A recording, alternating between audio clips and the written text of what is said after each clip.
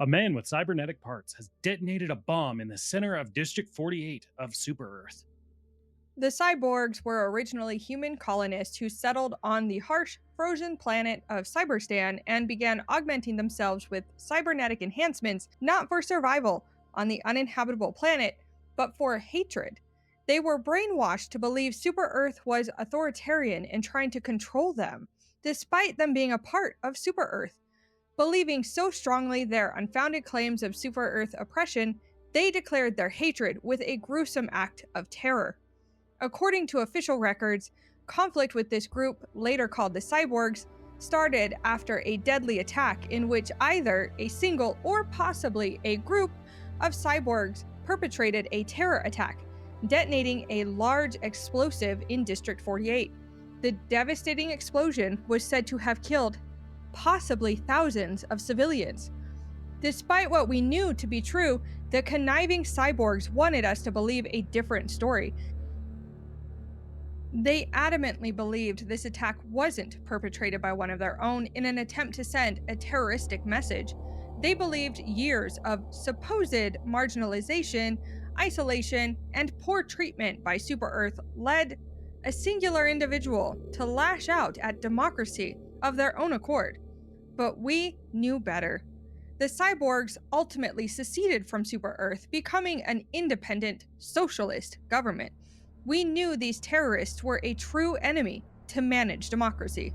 The socialist cyborgs are perverted, lack any sense of responsibility, and have, ever since they declared their independence from Super Earth, grown weary and hateful of what they gave up: freedom, democracy, liberty, justice, and decency.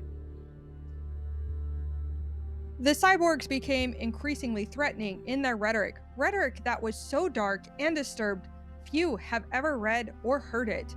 This war was inevitable after the devastating terrorist attack from the cyborgs. Thus, we sent in the Helldivers. Conflict ensued where the Helldivers battled not just for survival, but for the sole humanity of democracy itself.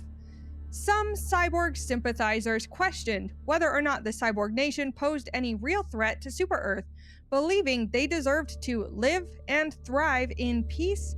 To wit, Senator John W. Killjoy responded, "Those hippies that believe there's even a single thought of peace in those cyborgs' minds need to be put in jail or even put down. We're going to war, and that's the end of discussion." We never heard what became of those sympathizers, but we do trust the Ministry of Truth handled them properly.